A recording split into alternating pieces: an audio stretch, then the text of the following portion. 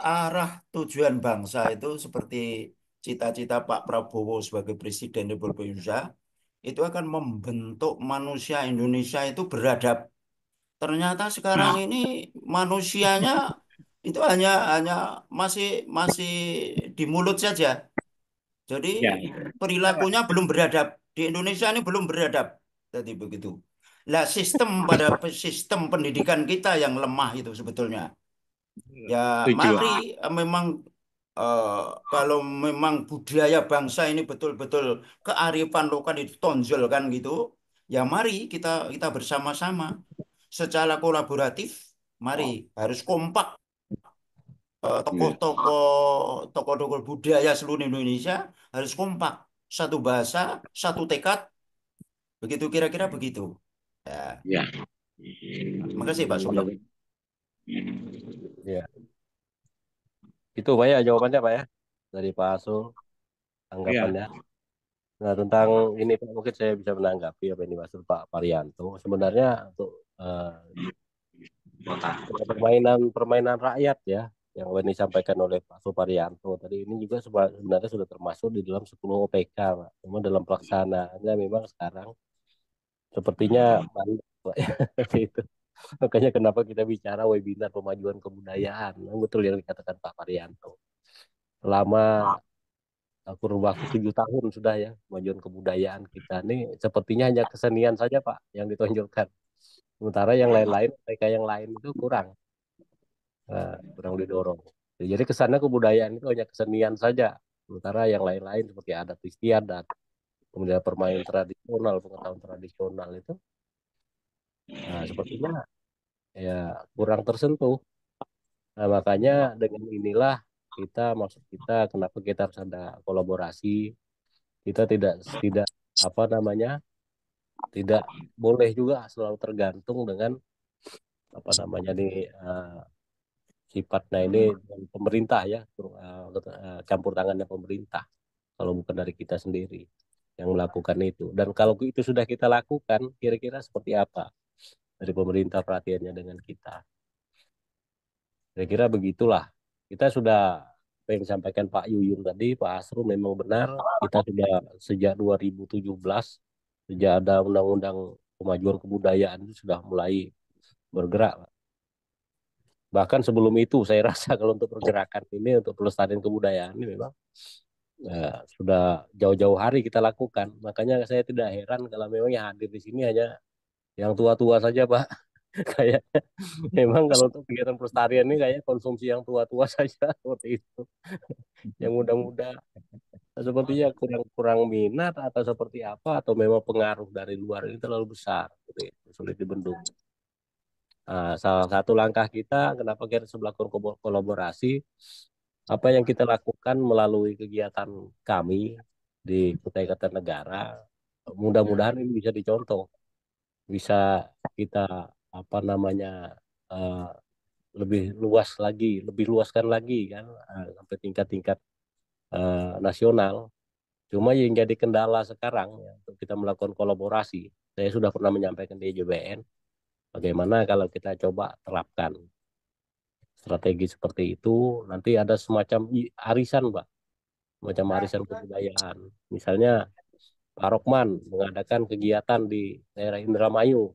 Nah, kita Ya, siap tidak kalau kita sama-sama dengan swadaya kita untuk mendukung kegiatannya beliau dengan beberapa komunitas, gabungan komunitas. Saya rasa eh, ini akan menarik perhatian.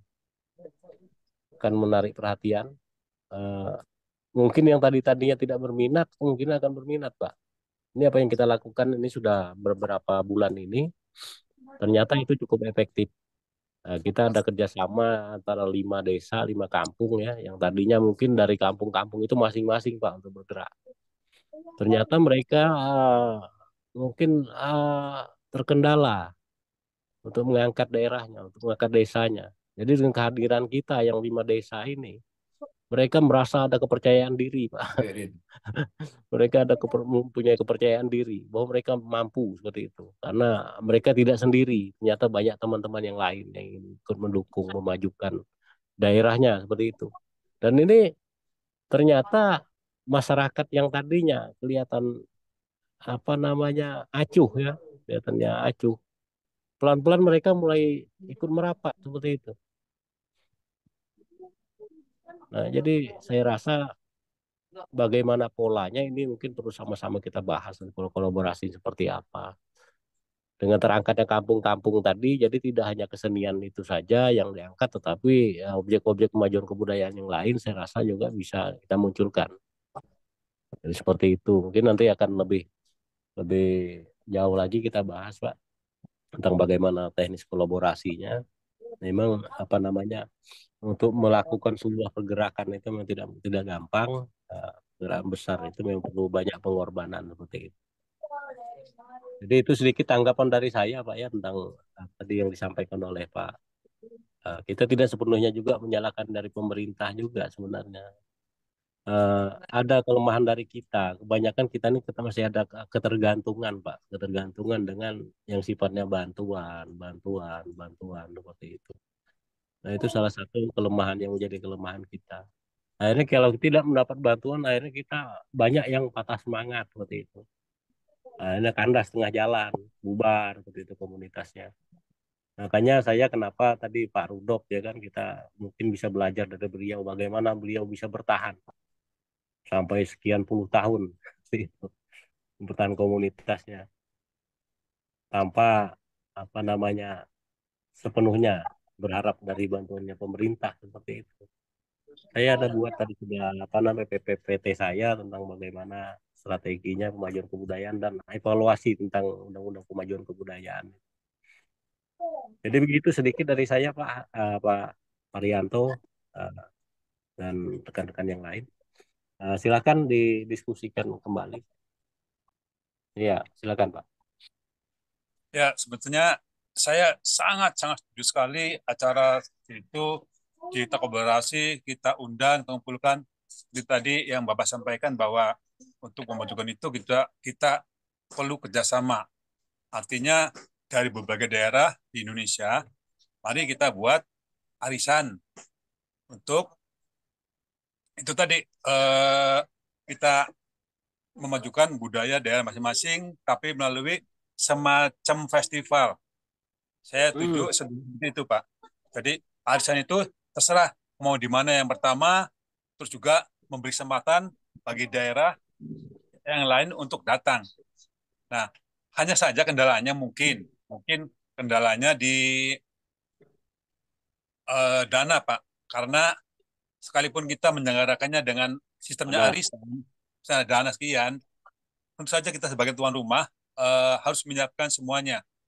Ya, artinya dari segi penginapan, makan, akomodasi lah pokoknya. Jadi tinggal direncanakan seperti itu bagaimana jalan keluarnya dan kira-kira kita juga bisa semudang sebanyak mungkin karena untuk melakukan itu tidak mungkin persiapannya sebulan 2 bulan, harus di atas 6 bulan.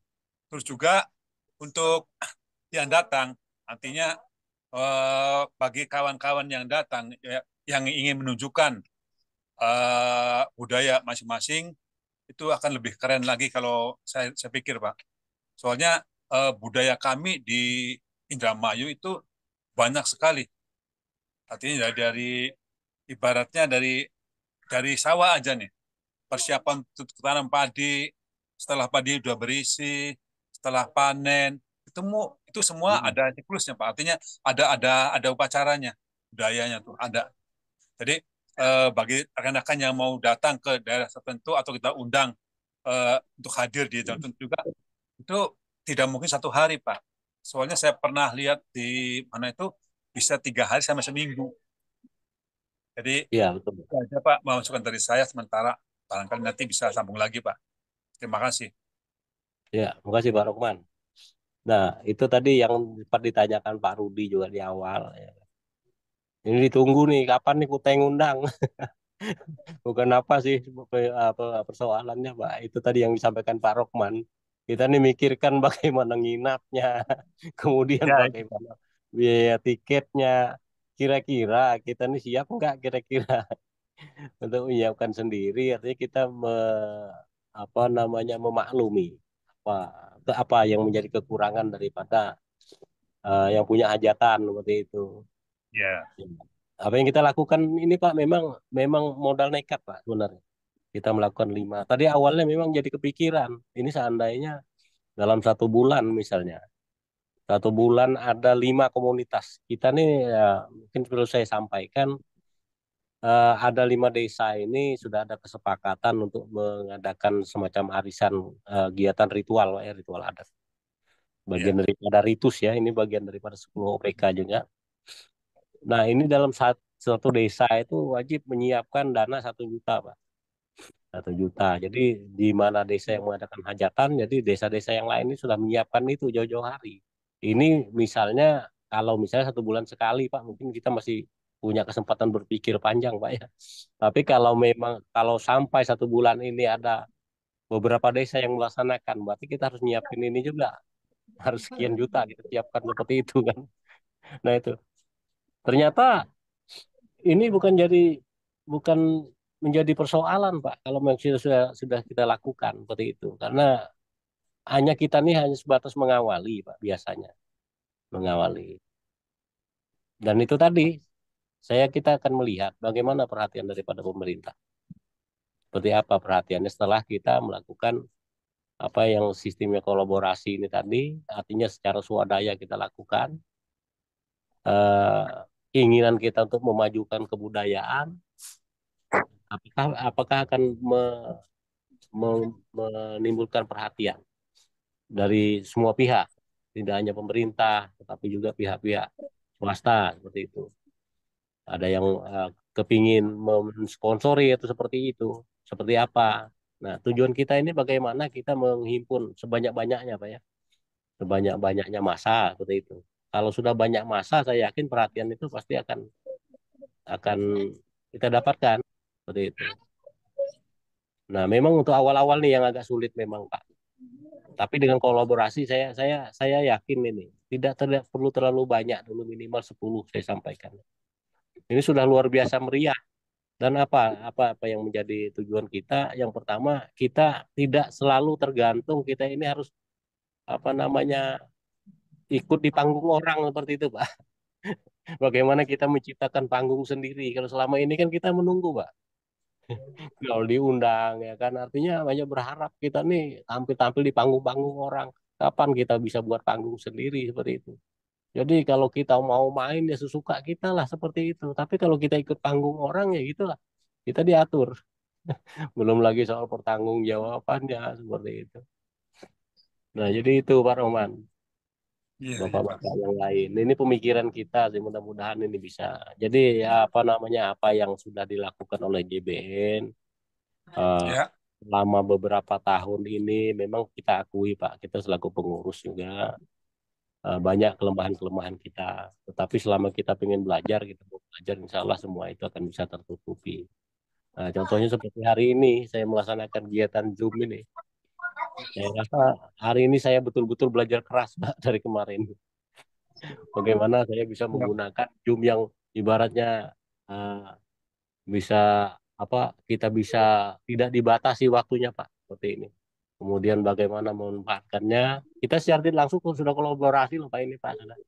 Ini akan menarik minat yang lain-lain untuk ke depannya. Insya Allah ini akan kita lakukan terus ke depannya. Ini sudah bagian daripada kolaborasi. Seperti itu Pak Rahman. berarti Nah, sudah berjalan, Pak ya? Sudah berjalan berapa iya. kali? Kalau kalau kegiatan kita nih Pak, saya rasa dari 2020 itu mungkin sudah berapa kali kita sudah melakukan ini Pak ya, kegiatan Zoom ini, kegiatan Zoom meeting ini. Sayangnya memang pemikiran ke arah ini belum belum sampai ke sini, dan hari inilah mungkin pemikiran kita itu akan sampai.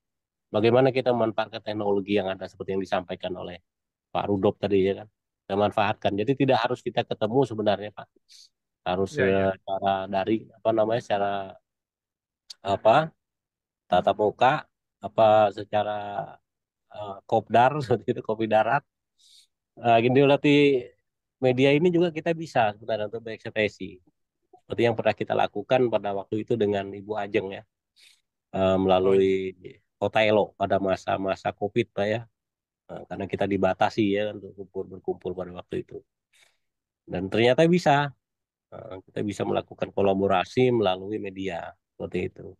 Nah, itu langkah awal-awal ini mungkin bisa kita agendakan Pak untuk kita melakukan kolaborasi ini melalui media sosial seperti ini, ya kan? Kita buat semacam siaran langsung, kemudian pertunjukan apa, mungkin ada kompetisi apa seperti itu.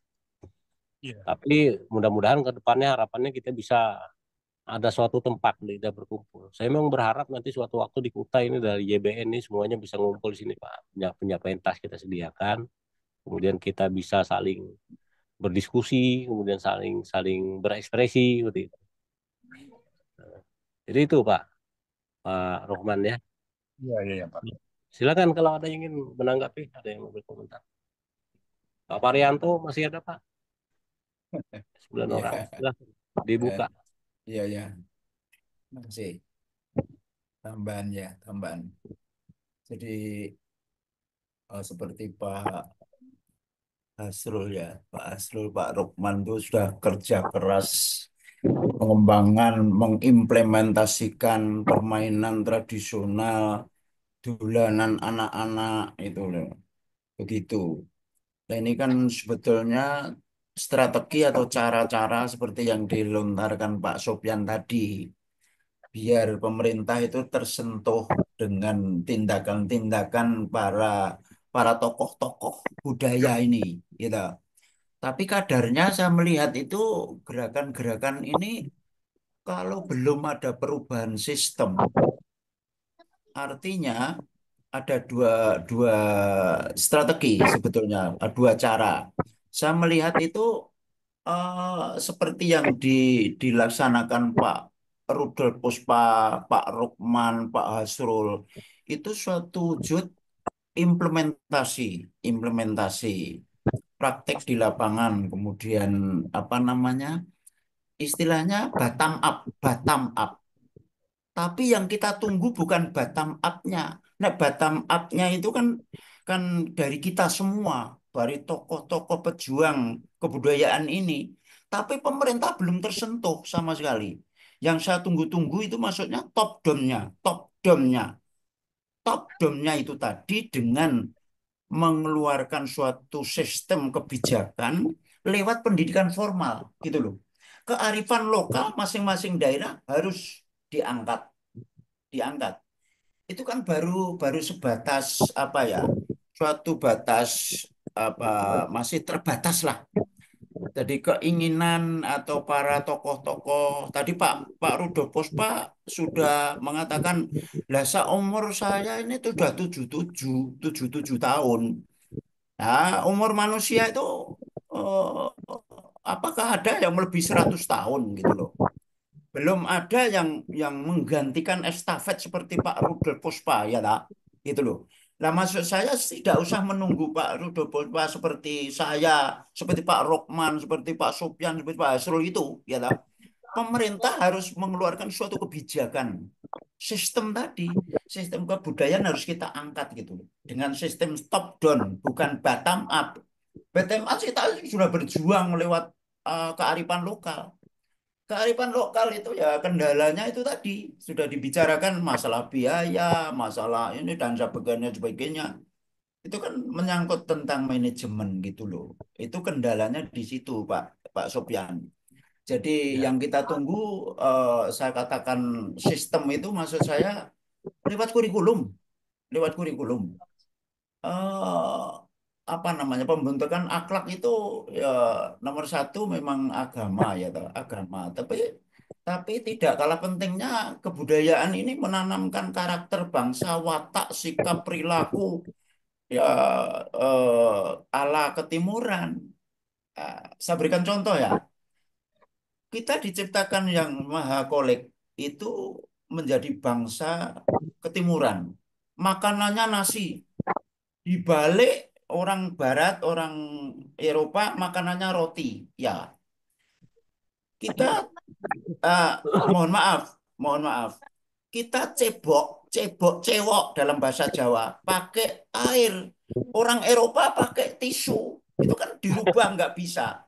Makanan itu cara budaya seperti ini loh.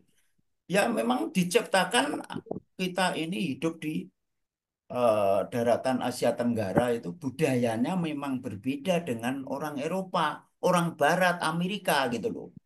Nah ini akan dirubah nggak bisa. Makan nasi dirubah makan roti, makan roti dirubah makan nasi nggak bisa kan. Itu. Iya, Kira-kira menjadi kedua. eh ya ya ya. Jadi begitu kira-kira bisa mudah-mudahan bisa ditangkap. Eh, saya menunggu strategi pemerintah itu agar kebudayaan ini betul-betul menjiwai, tertanam pada anak-anak bangsa penerus penerus generasi milenial gitu loh. Nah, sama sekali sekarang ini nggak tahu kok anak-anak sekarang ini tentang budaya itu nggak ngerti kok. Sopan santun sudah nggak.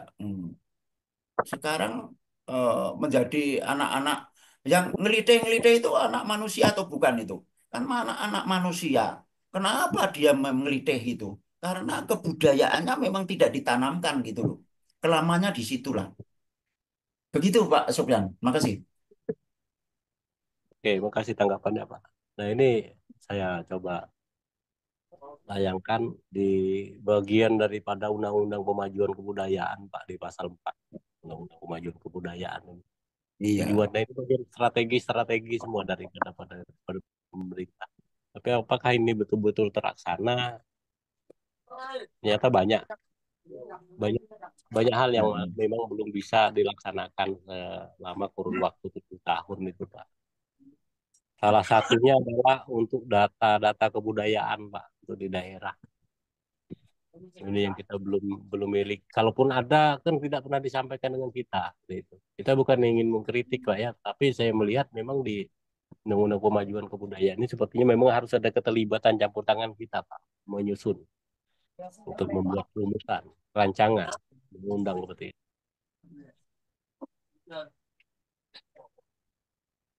Ini pedoman pedoman pemajuan kebudayaan, pokok pikiran kebudayaan daerah.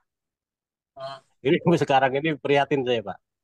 Saya ternyata dari kegiatan kita yang beberapa waktu lalu apa kita lakukan beberapa bulan ini, kegiatan yang kayak katakan tadi arisan, Pak, ya, arisan kebudayaan itu banyak menemukan potensi-potensi yang ternyata ini belum sempat terangkat, Pak, di desa-desa itu. Mereka kepingin contoh, ini salah satu contoh, Pak, ada kesenian yang disebut dengan damar wulan.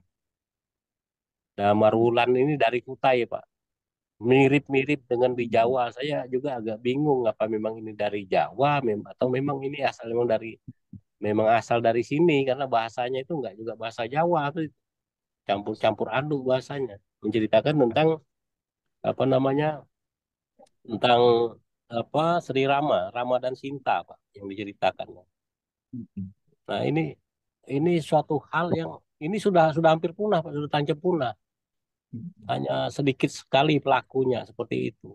Kalaupun selama 7 tahun ini memang ada betul-betul perhatian untuk mengangkat ini OPK atau OPK, kenapa masih aja ada yang langka seperti itu? Tidak ada regenerasi selama 7 tahun. Bahkan ini kan apa namanya, sudah di apa seperti apa namanya telur di ujung tanduk, sudah hampir-hampir yang pelakunya juga tua-tua, Pak, sudah tidak regenerasi sama sekali. Jadi saya bisa ini saya munculkan nanti apa namanya salah satu ininya apa ilustrasinya, Pak, ya, untuk kesenian Damar Wulan itu menarik, apalagi Pak Rudi kan orang teater, memang pasti beliau sangat tertarik. Tadi beliau juga sudah menyinggung tentang apa teater teater daerah, ya, teater tradisional. Tapi kalau memang Pak Rudi masih monitor ini, saya belum lihat di Pak Rudi ini masih ada kan enggak ya? Saya masih ada sih, Pak Rudi. Mungkin nanti tertarik. Jadi itulah yang menjadi kendala kita ini untuk pemajuan kebudayaan. Kenapa harus kita bergerak melakukan kolaborasi seperti itu, Pak Marianto? Ini memang harus dari kita, harus kita yang nunjukkan seperti itu.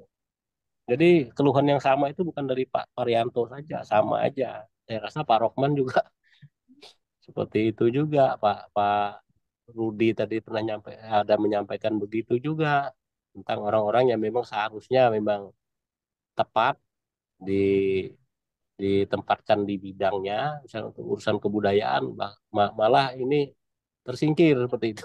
Seperti Pak Hilmar kan. Nah, seperti itu. Jadi itu Pak, sedikit tanggapan dari saya. Silakan. Ada Pak Rudi, gimana Pak Rudi? Nanti saya coba tayangkan ini bagaimana yang Ya, kita. jadi ada soal pendidikan ini, Pak. Jadi di ajaran teater ya, karena saya selalu berpangkatnya dari sana. Di teater itu ada 6 tingkatan pendidikannya. Jadi ada pertama itu masalah hafalan. Nah, segala macam kan dihafal itu. Yang naskahnya, ya dan sebagainya lah. Kemudian baru pemahaman. Kalau sudah hafal baru diajar memahaminya. Kemudian penerapannya. Jadi apa yang diterapkannya sebenarnya analisa. Setelah diterapkan kita analisa, dan menganalisa. Kemudian evaluasi adalah aktivitas. Nah, pernah ngobrol sama orang ahli pendidikan dari Eropa ya, dari Paris waktu itu. Hal ini ada 6 pendidikan semacam itu, 6 tingkatan pendidikan. Kebetulan dia mempelajari tentang pendidikan di Indonesia gitu. Jadi waktu kita lemparkan di teater atau begini-begini, dia bilang itu mirip itu. Pendidikan itu memang dasar-dasarnya seperti itu. Menurut dia, Indonesia pendidikannya itu masih hanya pada tingkat 1, masih hafalan. Jadi semua yang dididikkan dia kan cuma tingkatannya hafalan aja. Sehingga yang selanjutnya nggak kelihatan. Makanya kalau terakhirnya menuju kreativitas ya belum kesampaian. Tapi ya apakah pemerintah kita memahami itu juga nggak tahu saya. Karena sejak tahun 74 teater keliling berdiri, itu ketika 5 tahun berjalan kami mencoba bergerak untuk dengan pemerintah, untuk dengan dinas kebudayaan segala macam itu bergerak untuk begini. Ternyata memang nggak ada darahnya itu ya untuk kesenian, apalagi maaf ya zaman Orde Baru itu sampai Iya. ya, Bu Edi Setiawati ketika menjadi Dirjen Kebudayaan janji, wah Ruth, aku sekarang Dirjen Kebudayaan, beres teater. Sebulan kemudian saya dipanggil, diajak makan, makan siang ini. Habis itu cuma mau bilang apa? Nggak ada ternyata dana untuk khusus teater itu nggak ada. Waduh, ya sudah itu nggak apa ya saya nggak tahu ya ya udahlah memang nggak ada dia mau bilang apa masa kita memaksa orang nggak ada kok.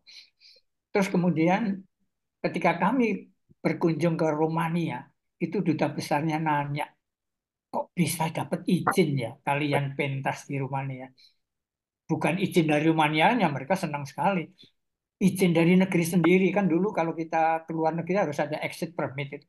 Ada izinnya gitu. Ya udah. Terus akhirnya dia hanya memberitahu sebetulnya ada 3 perintah tanpa tertulis dari pusat. Itu ada 3 yang harus diawasi. Satu adalah wartawan. Kedua adalah LSM. Yang ketiga Iya. adalah seniman khusus teater katanya. Itu yang membuat Seniman. heran kok kita dapat izin. Nah itu juga akibat dari Rendra ditangkap dulu kan udah macam-macam lah. Jangan Iya, iya. dikira saya keliling itu gampang, Pak. Waduh, minta ampun, Pak, itu. Izin yang segala macamnya, aduh. Selalu ditanya, apa hubungannya dengan Rendra? Apa hubungannya? Aduh, itu hal yang... Nah, ini 32 tahun semacam itu. Bagaimana dengan setelah 98 terjadi perubahan itu? Apakah sudah berubah? Ternyata merubah kekuatan 32 tahun itu tidak mudah. Buktinya sampai sekarang nggak berubah, Pak. Ya, maaf ya. Jadi semuanya masih kayak zaman Orde Baru aja, udah sama aja kok. Birokrasinya apanya masih sama. Makanya ketika Mas Hilmar berhasil menggolkan Undang-Undang Pemajuan Kebudayaan, waduh, ini bagus sekali. Yang pasti garis besarnya pemerintah hanya fasilitator, tapi yang bergerak, yang punya ide, yang ini, yang mengerjakan adalah senimannya. Ajukan kalau itu memang sesuai dengan anggaran pemerintah ya akan dikasih, kan cuma gitu atau cara kerjanya mereka, birokrasinya begitu aja gitu. Tapi kami tak sejak tahun 80-an itu sudah punya satu tekad. Sudahlah, tinggalin aja lah pemerintah ini. Nggak akan dapat lah. 25 tahun lagi juga tidak akan berubah. Itu pikiran kami waktu itu. Setelah kami keliling, bertemu dengan yang namanya Dinas Kebudayaan seluruh Indonesia itu kalau kita ketemu ngomong-ngomong isinya orang mengeluh semua Pak. Wah, nggak bisa Pak. Karena kita mengajukan begini-begini. Macam-macam lah. Waduh, capek Pak. Dari pusat ngeluh, dari sini ngeluh, semua ngeluh. Jadi udahlah, kita yang ada aja bagaimana kita bisa bergerak.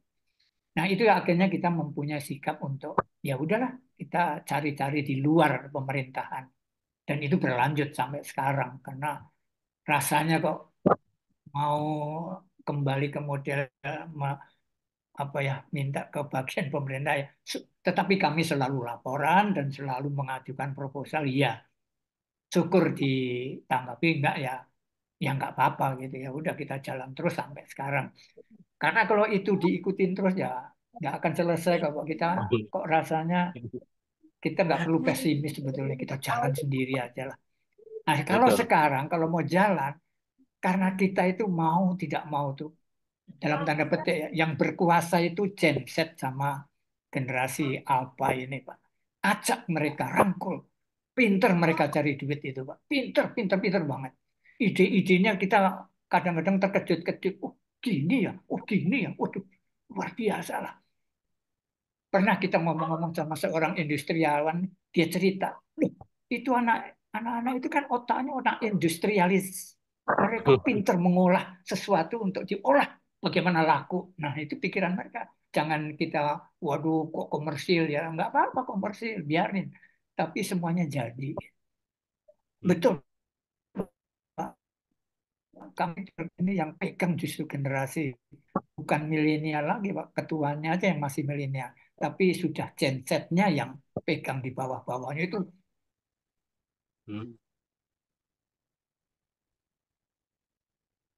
Sayang sinyal gangguan. Oh, tinggal begitu. Jadi sebetulnya mereka tidak anti kok. Kita mau menggali yang bulan Februari kita pentaskan Mirah, tokoh Mirah dari Betawi yang waduh orang juga nggak kenal itu, tapi itu sebangsa si Pitung itu bahwa ada wanita di Betawi ini yang mempunyai apa ya semangat jawaranya yang begini sampai menjadi jawara hebat. Yang menarik dia memperjuangkan hak-hak wanita.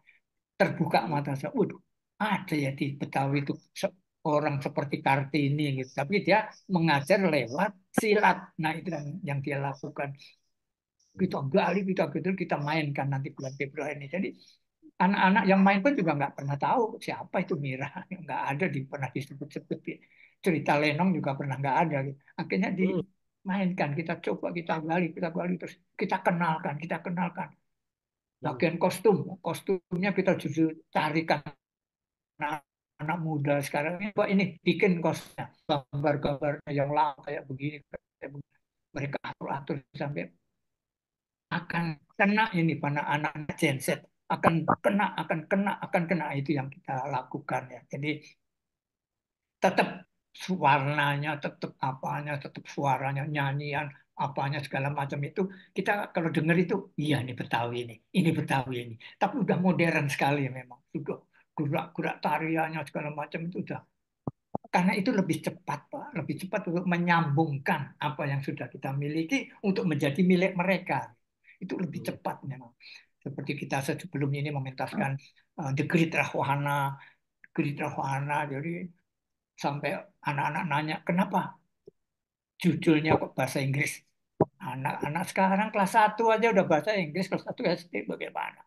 Ngomongnya sudah, aduh, kita aja kadang-kadang, lah cucu saya itu SD udah bahasa Inggris, sejak taman kanak-kanak udah bahasa Inggris. Saya tanya siapa yang ngajar kamu?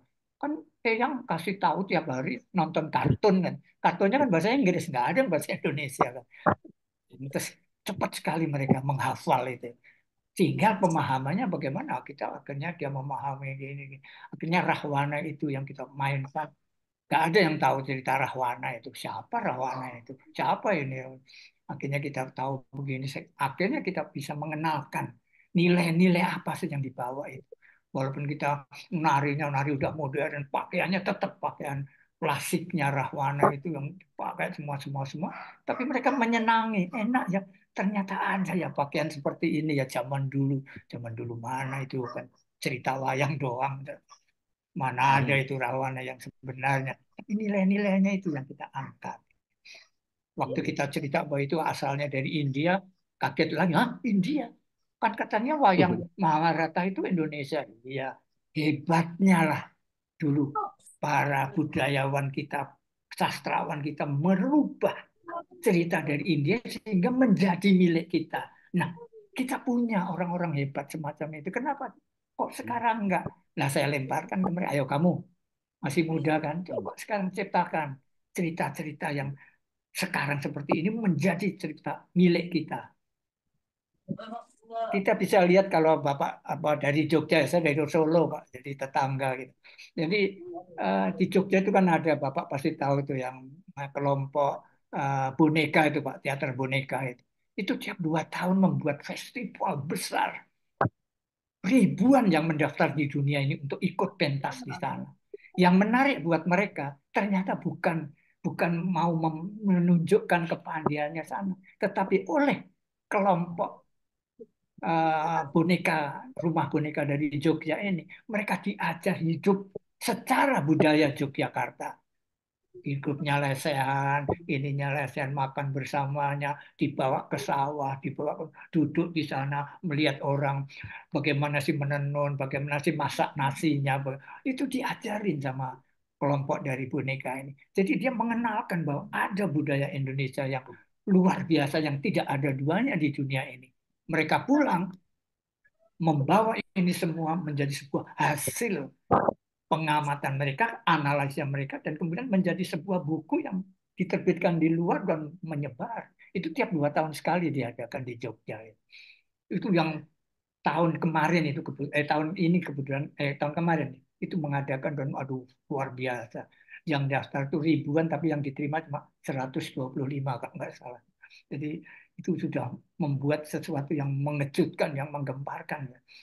Di Muntilan juga ada itu si seniman siapa namanya lupa saya yang selalu uh, apa tutup asor atau apa namanya, jadi menggerakkan budaya kebudayaan dari bagaimana menanam sawah, menanam ini, bagaimana orang desa-desa di sekitar Muntilan menjadi sebuah pertunjukan. Jadi petani-petani itu yang main, yang dari dia macul segala macam, jadi tontonan yang sampai orang, oh petani itu kalau macul kayak gitu ya, waduh sampai kayak gitu keringatnya. Jadi penonton yang nonton menyadari, oh jadi kita makan nasi itu orang itu bekerjanya buset, waduh waduh, aduh. Ah, itu hal-hal yang anak-anak muda. Seluruh pertunjukan saya selalu anjurkan sasarannya anak muda. Penontonnya yang dicari anak muda, anak muda. Yang tua-tua lupakan aja lah. Sebentar lagi nggak ada kok. Jadi nggak ada gunanya juga kok nanti untuk pertunjukan kalian.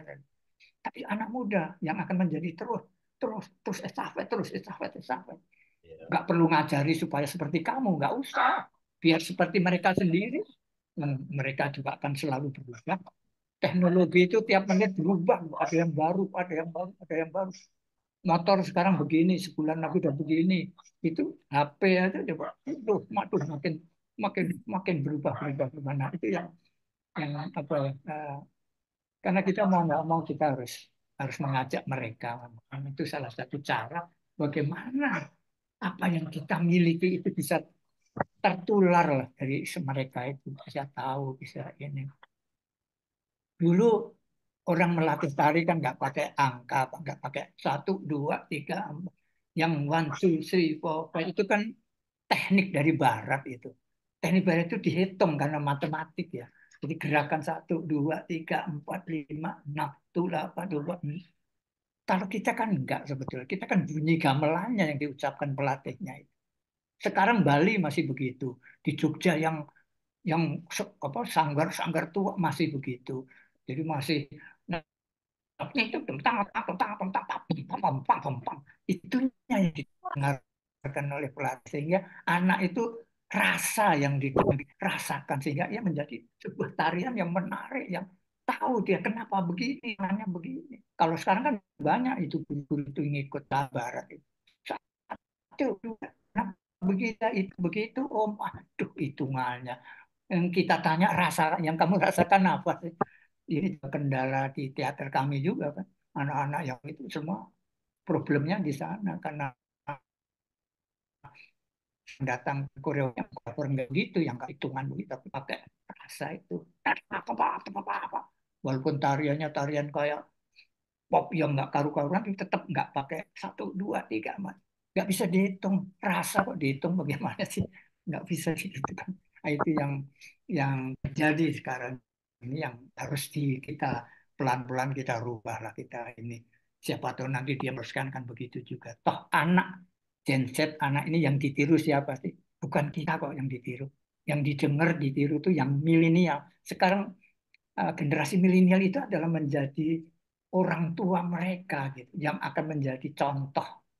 Yang sekarang anak itu umur ya kayak anak saya lah, anak saya itu anak milenial, anaknya 2 masih kecil-kecil. Nah, itu kan nyontoh ibunya, nyontoh bapaknya, bapaknya milenial, bapaknya udah lupa dengan sayanya, contoh sayanya kayak apa di mana-mana, tapi dia karena dia sudah terjun ke sekarang. Nah itu yang harus kita eh, tanpa mengurangi hormat saya pada para seniman seangkatan saya itu, marilah kita rangkul mereka lah. Kita ajak. Jadi kami selalu mengajar pada para asisten-asisten saya itu kalau melatih itu satu aja targetnya, bikin sesuatu yang menyenangkan mereka. Anak-anak itu kalau udah menyenangkan, nah ya namanya orang senang ya Pak. Kalau udah senang itu, so, tanpa sadar dimintain 1 juta tiap hari latihan, masih itu Pak nggak ada penting. Dia malah nanya kurang apa Pak, kurang apa. Kayak kita latihan tuh, wah ibu-ibunya nganter, tahu-tahu lama-lama, wah besok konsumsinya saya ya, waduh kayak gitu. Jadi wah, ya ada timbal balik yang tanpa kita arahkan, tanpa kita beri, tapi ada kesadaran baru yang timbul. Bagaimana sih eh, falsafah bangsa ini bisa hidup, yaitu gotong royong itu. Kesenian kita kan kesenian gotong royong tuh, yang gamelan, Betul. yang begini, yang ini. Waduh, gotong royong yang bagus sekali, menjadi Itulah satu kolaborasi pasti namanya, benar-benar Pak. luar biasa. Ya, jadi tetapi hati-hati Pak, karena para pemusik itu sekian lama-lama habis sih, Pak, dimakan oleh teknologi yang sudah cuma seketak kecil gitu. Iya, Jadi sekarang pembangunan gedung teater sudah mulai berkurang untuk membuatkan orkestra pit itu Pak, yang adanya di depan panggung, ke bawah itu alat orkestra ya. Wah. Nah, sekarang nggak iya. perlu, cuma datang 1 orang begini semuanya udah. Jadi, waduh ini ya, seperti ada salah satu ada misalnya ini ada ini satu contoh. Ketika eskul dibuka tahun ajaran baru, anak-anak murid baru yang saya tanya ada 3, kamu kalau nanti saya kasih peran polisi, bagaimana kamu cara tahu bagaimana polisi berdiri, bagaimana gini, gini. Mikir dia gini, gini. Terus saya bilang, nah kamu bisa pergi ke perempatan atau ke kantor polisi, gini, gini, gini. Ngapain ya yang? Ya itu untuk melihat, kok capek-capek amat. Jadi kemana kamu perginya? Buka aja Google, YouTube, selesai. Ngapain harus ke sana-sana? Itu jawabannya. Wah iya ya, semua selesai di tangan Pak sekarang. Jadi bagaimana kita menghadapi orang anak-anak seperti ini? Bahwa nantinya, waduh, sekarang walaupun ke desa pelosok mana siapa sih yang nggak punya HP? HP itu bahkan sekarang bayi-bayi pun udah supaya nggak nangis kasih HP loh. Anak kecil udah bisa dia nyari-nyari sendiri. Belum sekolah udah bisa kok buka ini. Cucu saya yang sekarang umur 3 tahun 4 tahun itu coba. Udah tinggi Iya. ngomongannya, dialeknya sudah dialek bahasa Inggris loh Pak, walaupun bahasa Indonesia. Jadi sudah kayak orang bule bahasa Indonesia udah. Itu karena pengaruh dari apa yang dia lihat di YouTube itu. Bukan salah mereka loh. Ibunya juga nggak bisa disalahin, nah gampang daripada nangis kasih aja HP. Ngapain susah-susah. Nah itu yang, nah bagaimana nih kepribadian semacam ini yang akan kita hadapi terus-menerus. Jadi kita harus juga siap untuk bahwa 25 tahun apa yang kita kerjakan itu hilang semua. Jadi karena akan digantikan oleh orang lain yang waduh sudah modernnya nggak tahu lagi, mungkin kita nggak akan pernah lihat juga. Jadi, tapi saya optimis hidup akan terus bisa berjalan. Kebudayaan kita tidak akan mati. Kapanpun Amin. akan hidup, tetapi akan berkembang, akan terus, nggak akan pernah akan mundur atau tetap stagnan, tapi akan berubah terus. Nah, itulah kebanggaan kita bahwa kita memiliki kebinekaan yang luar biasa dalam berkebudayaan, yang katanya keberagaman ini justru adalah kekuatan kita. Ayo kita buktikan. Terima kasih, Pak. Oke, makasih banyak Pak Rudolf. Kita ada kedatangan tamu juga dari Sulawesi, ada Pak Abdul Jalil kalau nggak salah nih. Gimana kabarnya Pak Abdul Jalil? Pak Wakil, Pak Ketum. Siap, Abang- siap, siap Pak Ketum. Gimana keadaannya? Sehat? Alhamdulillah sehat, sehat Pak Ketua. Alhamdulillah Pak Jalil. Yang terlambat ya, banyak yang nggak sempat disimak tadi. Iya, intinya Pak, kita untuk pertemuan kita kali ini yang pertama dalam rangka untuk memperingati Hari Jadi JBN yang kelima kalau nggak salah nih Pak, ya tahun 2020 Pak ya. Dan di 2025 ini sudah jalan 5 tahun. Kita nih kapan nih pergantiannya nih? Yang gantikan kita nih jadi pengurus. Nah itu Pak, Lima tahun itu angka keramat, Pak. angka keramat ya Pak. Iyalah, falsafah kita kan 5 sila, Pak. Oh gitu ya. Ya. Iya, Berarti 5 tahun ini cukup, sudah jangan sampai lewat berarti Pak. iya, harus Pancasilaisnya lulus. Berarti sudah cukup ini 5 Pancasila berarti ya. Berarti di tahun ke-6 nanti sudah nggak boleh lagi nih ada alasan mandek-mandek lagi kan. Gitu. Sudah lengkap 5 sila. Oke Pak Jalil. Tapi sebelum ke Pak Jalil nih yang baru gabung, saya ngeliat nih ada Pak Pepen nih dari RBK Rumah Budaya Kutai. Pak Pepen mungkin ada yang ingin disampaikan Pak tentang melestarikan budaya mewirausahakan masyarakat Pak. Nanti saya share ininya untuk bantu Pak Yuyun. Silakan dibuka mic-nya. Standby dulu Pak Jalil ya.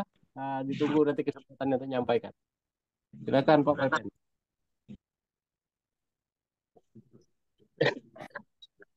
Oh, ya, Ya, silakan. ya, terima kasih. Assalamualaikum warahmatullahi wabarakatuh.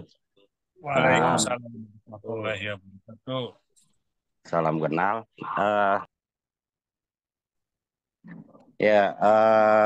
Saya kebetulan kayak kalau bahasa orang Jawanya ngaulo. Jadi saya ke Tanah Kutai ini sebetulnya jadi pengembara. Nah, tetapi alhamdulillah di tahun 2014 saya diminta oleh Pak Yun untuk menemani beliau untuk bergerak bagaimana menggerakkan ekonomi. Ya, karena memang kebetulan secara basicnya Pak Yun adalah ekonomi. Jadi kami berangkat dari gerakan ekonomi umat. Dan tahun 2017 itu kebetulan Undang-Undang Pemajuan Kebudayaan lahir. Nah, dari situ kita bergeraklah melalui kebudayaan. Nah, ada beberapa hal yang memang dalam perjalanan proses itu adalah masih kita ini terkotak-kotakan. Lantas saya belajar bagaimana sih sebetulnya Indonesia ini ya mulai dari sejarah. Jadi memang secara karakternya Indonesia memang diciptakan untuk pecah belah gitu.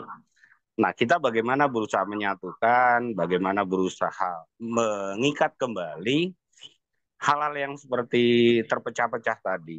Nah, hal itu akhirnya kita coba dengan masuk kebudayaan melalui permainan tradisional. Moto pada saat pertama kami mengatakan gasing menjadi beras. Jadi, nah, kenapa gasing menjadi beras? Kita bisa melihat, kebetulan saya di Banten itu kebetulan tinggal di Cilegon, kota industri. Kota industri terberat, bagaimana kawan-kawan orang atau saudara-saudara saya yang di Cilegon itu, yang disebut dengan orang Jaseng, Jawa Serang, itu mereka jadi penonton di PT Krakatau Steel. Nah, ternyata mereka itu ternyata ya manja gitu loh. Nah, dan memang sengaja dibikin bodoh lah kalau kalau saya bahasanya. Nggak ada edukasi pendekatan bagaimana dengan karakter teman-teman. Nah, waktu itu saya setelah lulus SMA, kebetulan alhamdulillah saya beberapa kali mendapatkan pelatihan tentang kepemimpinan. Jadi saya berusaha masuk. Nah, alhamdulillah 6 tahun dan alhamdulillah sampai sekarang juga banyak teman-teman akhirnya ke luar negeri. Nah, hal yang menarik di kita itu sebetulnya memang kalau bicara dengan teman-teman, kita memang diciptakan diciptakan untuk supaya tidak rakat gitu loh. Ini yang mesti kita sadari dulu. Nah, itu memang saya di dalam 2017 itu terjadi, Pak, di Kutai Kartanegara. Nah, dan sampai saya pun juga kenapa saya sampai berpikir kenapa harus terjadi lagi, saya menemukan masalah baru lah, bukan baru gitu ya, bagi saya hal yang lama muncul lagi di tanah Kutai ini. Jadi saya prihatin, akhirnya saya dengan Pak Yun ya bagaimana berusaha bicara adab, norma, kita bernegara, bermasyarakat, bersosial, terus mencari nafkah segala macam lah intinya. Bagaimana kita bisa selaras gitu kan, selaras dengan alamnya, selaras dengan lingkungannya kan gitu kan. Nah, kita coba beberapa tahun itu sebelum COVID itu sampai ke tingkat provinsi. Nah, tetapi waktu itu kami sudah keluar Kutai gitu Pak. Jadi sudah keluar Kutai Kartanegara, tetapi karena terhalang COVID akhirnya kami tidak bisa luas ke kabupaten sebelah. Nah, akhirnya pada tahun 2000 setelah selesai COVID kami bergerak kembali. Nah, tapi ya itu masih terkendala terkotak-kotakan, Pak. Nah, akhirnya ekonominya tidak bergerak. Jadi akhirnya cuma sepotong-sepotong. Jadi kalau kami di Kutai ini kendalanya adalah kami kalau orang marketing sering nyebutnya P1, jadi produksi. Nah, padahal sekarang banyak kan teman-teman tuh terkonsentrasi satu. Banyak kan ke pemerintah. Misalnya, katakan orang musik.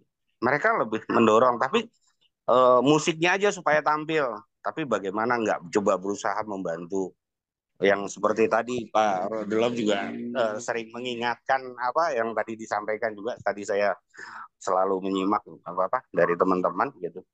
Memang ini yang paling bahasa kalau saya bilang yang mesti kita sering ingatkan hati-hati. Kita memang diciptakan konflik gitu di negara kita.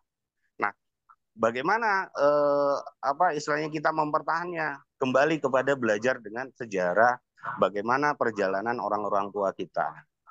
Nah, makanya saya dengan Pak Yun ya bagaimana sih mengenalkan teman-teman ini ya dengan secara gerilya tadi itu kemampuan kami.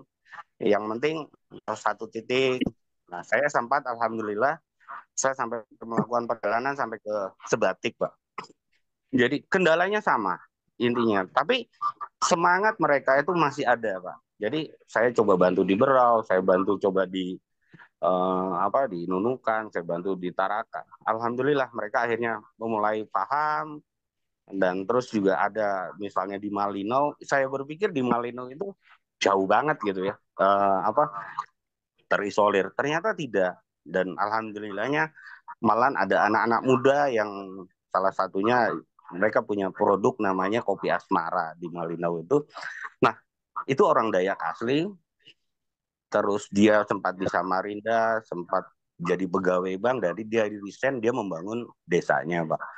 Dia membangun ekonomi dengan namanya produk kopi asmara. Nah, memang mereka menyadari kekurangannya adalah masyarakat lokal ini adalah ketidaktahuan proses itu, Pak.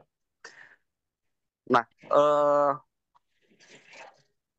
dalam kebudayaan ini itu kadang-kadang terpotong-potongkan. Nah, sampai kemarin terakhir saya di Balikpapan itu kami temuan. Jadi misalnya dalam permainan tradisional.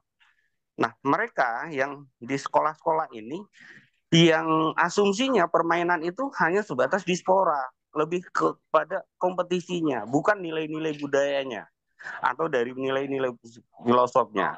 Dan sampai sekarang undang-undang pemajuan kebudayaan itu belum sampai ke sekolahan, Mbak. Jadi banyak contoh kami di Tenggarong sendiri banyak sekolah-sekolah itu tidak menjalankan misalnya program P5. P5 itu tentang kebudayaan. Kebudayaan itu ya hanya sebatas tari musik saja. Padahal bagaimana sih menciptakan ini mereka misalnya nanti ada interplanernya. Interplanernya adalah dengan jualan kita menciptakan jajanan lokal. Nah, kebetulan sebelum 2019, pas tahun 2019, kita mengadakan namanya Festival Gerakan Literasi, namanya Gerakan Lorong Mula Warman. Nah, waktu itu gerakan literasinya adalah anak-anak setiap kelas diminta untuk bikin jajanan lokal. Terus yang tari juga misalnya tarian Jepang itu kita bikin flash mob yang bentuknya ini. Nah, saya yang tidak di luar prediksi saya, Pak. Itu ada nilai-nilai pertama ternyata misalnya guru itu orang muridnya itu nggak tahu jajanannya. Nah, akhirnya mereka tanya ke orang tuanya. Orang tuanya nih tahu, tapi mereka untuk ngumpulnya itu nggak bisa. Nah, akhirnya yang ada orang tua yang tempatnya punya luas, tapi dia nggak tahu. Akhirnya orang tua yang satu ini datang ke rumah orang tua yang lain. Nah, jadi di situ terjadi nilai orang yang ada terjadi hubungan silaturahmi lah antara orang satu dengan orang tua yang satu dengan orang tua yang lain mengenal. Nah, terus anak ini akhirnya anak-anak yang di kelas itu tahu ini ibunya bapaknya ini kan gitu kan. Jadi akhirnya dengan pola-pola seperti itu yang yang kita tumbuhkan bicara adab tadi gitu loh. Akhirnya menghormati, ketemu di mana jalan. Nah, saya juga ini tuh yang sayangnya Pak, hampir semua, bukan hampir semua ya, enggak semua lah gitu. Ada beberapa orang yang tahu, tetapi mayoritas mereka tidak memahami dengan program Merdeka Belajar. Jadi nilai-nilai dari suatu program Merdeka Belajar itu apa? Itu yang di tingkat guru pun banyak yang tidak memahami. Nah, sebetulnya kalau bicara program pemerintah, jadi tentang sosialisasinya pun juga kurang. Nah, terus kami coba untuk memperkenalkan permainan tradisional itu mulai di tempat-tempat publik, Pak. Jadi kita namanya ada ruang ekspresi. Jadi kalau di Tenggarong kita coba di depan depan museum atau titik nol. Nah, kenapa kita mencoba itu? Kebetulan pada saat peringatan tragedi Merah Putih di Sanga-Sanga itu sempat saya bikin gelar permainan di Museum Selendang. Saya cek ke sekolah-sekolah, Bu, ada ekskul, ada apa aja Bu? Ada tari, ada apa? Ya kami juga ya ekskul lainnya. Kalau SMA mungkin banyak. Nah, saya balik tanya, berapa kali ditampilkan? Pak, kami ini kalau di acara di Sanga-Sanga ini, kalau itu cuma 2 kali, itu pun kalau dapat kami slot. Artinya kata dapat tempat lah. Nah, jadi rata-rata, setahun 2 kali. Lah, ini eskul ini goalnya kemana gitu kan? Sedangkan itu mendidik seperti yang tadi Bapak bilang tadi itu mengenalkan karakter tuh lewat teater, lewat segala macam lah gitu kan. Nah, akhirnya saya bilang goalnya kok nggak dapet akhirnya. Nah, akhirnya saya ciptakan ruang ekspresi berikutnya adalah di Monumen Palagan. Nah, sebetulnya bagaimana? Ya itu tadi yang tadi Pak itu juga bilang pola kegotong royongan. Bagaimana caranya? Saya bilang ngamen. Taruh aja kotak gitu kan. Taruh aja kotak kardus untuk pembiayaannya di situ. Silahkan yang mau sedekah di situ. Alhamdulillah Pak. Jadi sempat berjalan. Cuma balik lagi memang tantangan terberat kita di pemerintah. Pak. Pemerintah ada beberapa ya oknum lah boleh sebut yang tidak memahami tentang karakter tugas dan pokok fungsinya di pemerintahan sendiri. Yang harusnya mereka mensupport komunitas, malahan bukan mensupport, malahan mereka merubah gitu loh Pak. Nah, itu yang kadang-kadang kita terjadi di kami. Jadi kadang-kadang kami harusnya istilahnya kami yang membuat program, pemerintah apa sih kekurangannya, nah, baru pemerintah yang bantuin gitu kan. Tapi enggak, kadang-kadang pemerintah bantuin tapi aturannya aturan pemerintah gitu. Akhirnya kadang-kadang kami juga mundur dengan pola seperti itu. Kenapa? Kadang-kadang maafnya bilang, Evan nih harusnya seperti ini. Nah, kadang-kadang ada permintaan kalau kami komunitas misalnya 3 hari, tapi ada sekolah lain, Pak, bisa nggak kami besok ini? Ya kami tambah lagi hari. Kayak di Sanga-Sanga agenda 7 hari, saya bisa 20 hari. Di Taman Budaya Samarinda, slotnya cuma 3 hari, saya bisa 14 hari. Karena permintaan. Itu pun karena apa? Karena kedekatan kami dengan teman-teman di Taman Budaya, kami teman-teman di Sanga-Sanga.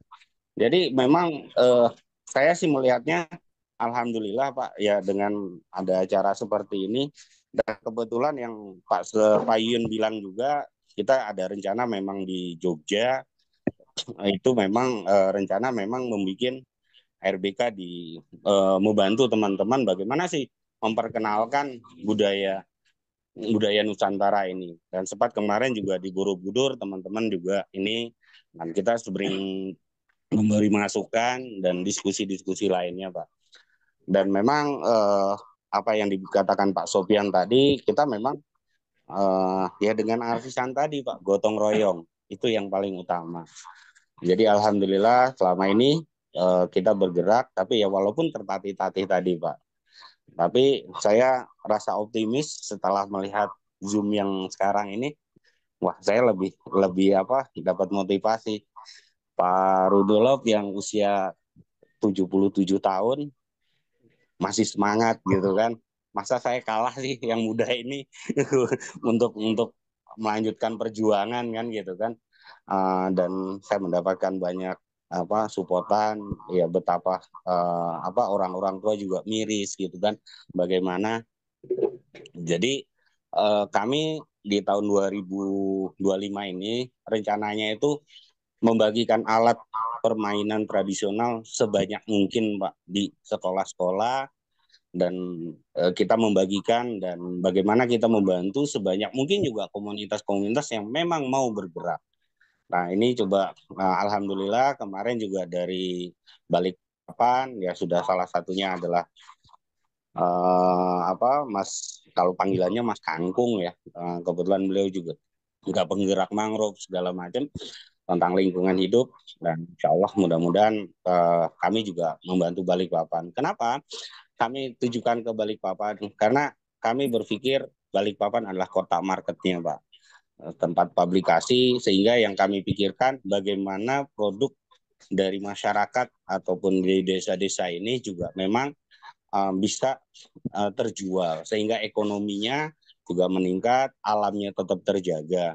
Karena salah satu faktor dari segala sesuatu perusakan alam, konflik, semuanya adalah ekonomi. Makanya bagaimana kami berusaha mengangkat produk-produk lokal itu menjadikan satu nilai ekonomi. Jadi letak titiknya itu dan kebetulan alhamdulillah di Kalimantan ini banyak sekali Pak yang belum terangkat dan belum terjual. Jadi masih di kendala adalah di P1. Kami memang lebih ke sekarang ini lebih ke konsentrasi adalah bagaimana meningkatkan sumber daya manusianya. Itu yang terpenting. Terima kasih Pak. Itu aja. Mungkin kalau saya ya sebatas ini Pak apa? Mohon maaf kalau saya bilang saya seorang pejalan ya apa yang saya lihat. Mungkin saya mohon maaf kalau kalimat saya ataupun kata-kata saya kurang berkenan. Sekali lagi saya mohon maaf. Saya baru di Kutai ini Pak, baru belajar tentang namanya budaya gitu. Kalau saya bilang kalau di Jawa dulu orang nakal Pak, makanya saya sampai hijrah ke Kalimantan ini. Makanya cuma saya berusaha baik, alhamdulillah saya ketemu dengan Pak Yun, saya dibimbing, saya mulai belajar. Jadi dan ya mudah-mudahan kekuatan dulu saya bilang kadang-kadang saya bilang kalau dulu saya mabuk saya taruh topi aja di tengah bisa beli minuman. Kenapa sih sekarang saya punya niat baik? Kalau kita kumpulkan uang seribu rupiah, padahal itu ide yang direstui oleh Tuhan, kenapa kita nggak mau gitu kan?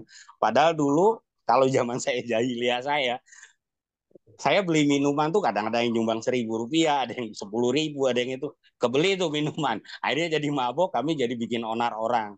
Nah, kenapa sekarang saya mau buat baik, bikin senang orang, bikin baik orang, arti kata kok nggak berani gitu loh. Kadang-kadang kan seperti itu saya berpikirnya. Jadi saya kebetulan pernah nonton film Kung Fu Panda, jadi energi negatif itu bisa menjadi kekuatan yang lebih luar biasa. Saya kira itu aja, Pak. Terima kasih. Sekali lagi saya mohon maaf. Assalamualaikum warahmatullahi wabarakatuh. Waalaikumsalam warahmatullahi wabarakatuh. Sayang wajahnya nggak kelihatan ya, karena tadi apa namanya, mic-nya dimatikan, jadi nggak kelihatan orang yang ngobrol. Oke, makasih banyak Pak Pepen, sudah banyak memberikan pengalamannya, masukannya buat rekan-rekan semua, kita semua yang ada di sini. Ini ada baru masuk juga dari ya, ada yang baru masuk juga Pak Puji Utomo ya, dari Kukar juga kayaknya. Jangan-jangan Pak Kabit ini. Lalu ada tadi Bang Abdul Jalil dari Takalar ya, Waketum ya. Silakan Pak Abdul Jalil. Mau disampaikan Pak Abdul, mungkin mengomentari apa yang disampaikan tadi atau tentang pemajuan kebudayaan, tentang kolaborasi dan pemikiran-pemikiran Bang Abdul Jalil bagaimana? Silakan Bang Abdul Jalil.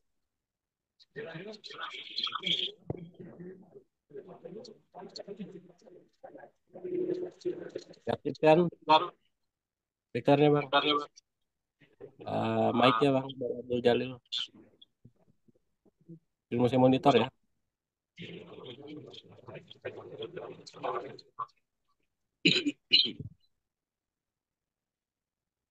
Atau ini ada Pak Puji Utomo, ada yang ingin disampaikan Pak Puji, silakan Pak, yang beri kesempatan. Kita lebih banyak diskusi Pak ya.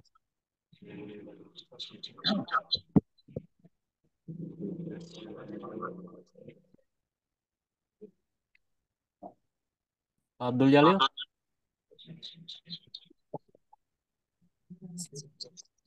Seringan gitu aja ya, ini. Silakan, ada yang ingin berkomentar. Silakan. Apa ini? Nomor langsung, ini nggak pakai wifi. Kalau pakai wifi tambah parah, yang Sofian. Ini pakai. Ya, Pak Rokman mungkin. Kan nomor kedua. Pak Pepen nggak kelihatan gara-gara apa namanya, mic-nya nggak diformkan. Jadi nggak muncul gambarnya di video. Mereka cuma dengar suaranya doang ya. Mas Kalamanta, ini dari mana ya? Kalamantana ya?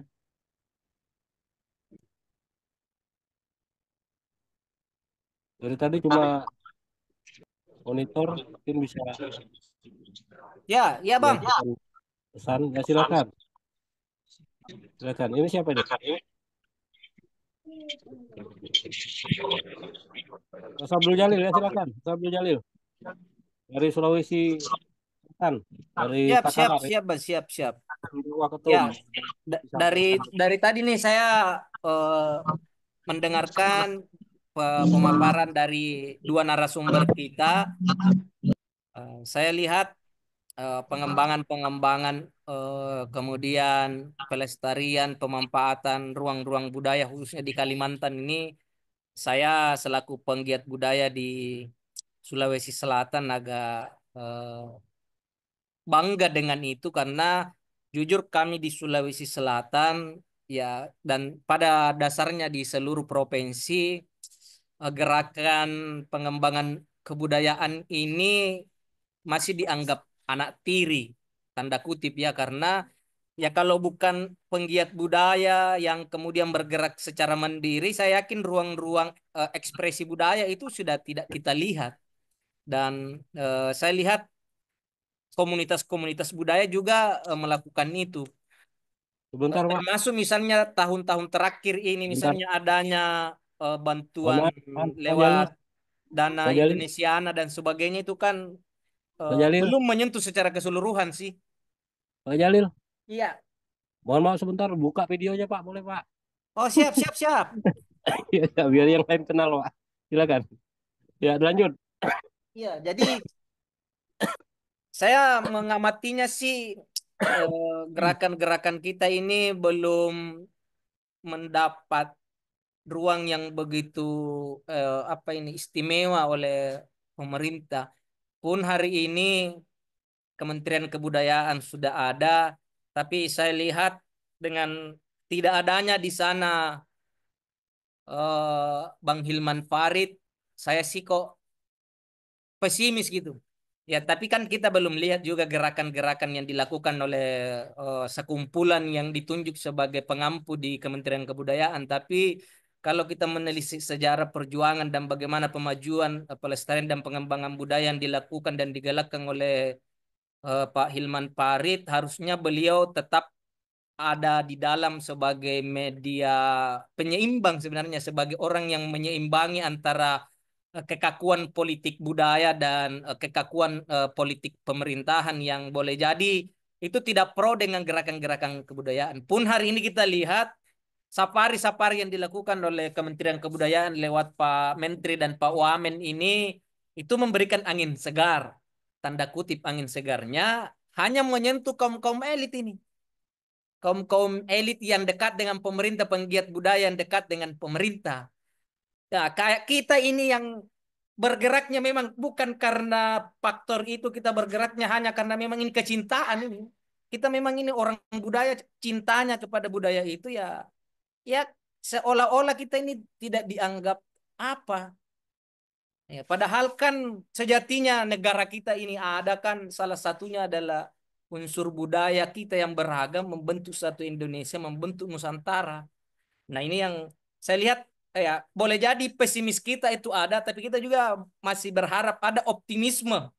Di tengah saya lihat Indonesiana TV misalnya sudah dibuatkan keputusan tidak akan dipakai lagi misalnya, dan kita menunggu apakah dana Indonesiana akan berubah bentuk atau berubah wujud. Nah, itu juga kita sementara menunggu ini karena awal tahun ini menjadi pertaruhan. Makanya saya lihat apatah lagi di salah satu dirjen yang ada di Kementerian Kebudayaan adalah dia diplomasi budaya. Saya takutnya budaya kita ini lebih dijual keluar, tapi tidak kita perkuat di dalam. Bagus sih, bagus sebenarnya diplomasi budaya. Cuma diplomasi budaya kan kita sudah rasakan ini. Teman-teman yang mau mengajukan diundang ke tempat-tempat pameran budaya tingkat internasional begitu rumitnya untuk mengurus itu. Hmm. Kita tunggu nih apakah Gitu diplomasi ya. budaya, dirjen diplomasi budaya itu membuka ruang yang luas untuk itu atau hanya sebatas diplomasi budaya kaum elit. Nah, itu yang selalu saya bahasakan. Diplomasi budaya kaum elit ini yang hanya segelintir orang saja yang bisa menikmati. Dan itu kan tidak tersebar, tanda kutip ini masih didominasi oleh satu pulau, belum menyebar ke pulau-pulau yang sebenarnya kita menginginkannya eksplorasi budaya itu dimunculkan semua, tidak sekadar didominasi satu dua tiga pulau. Yang miris misalnya kalau ada pameran-pameran seperti itu kemudian tidak melibatkan dari 50 besar ini sebagai epicentrum atau wajah Indonesia atau wajah Nusantara secara keseluruhan. Nah, saya baca undang-undang tentang Kementerian Kebudayaan misalnya, secara tekstual itu belum menggambarkan wajah kebudayaan secara eksplisit. Dia masih dalam tataran literatur yang sifatnya naratif dan belum menggambarkan bahwa ini Kementerian Kebudayaan mau dibawa kemana sih?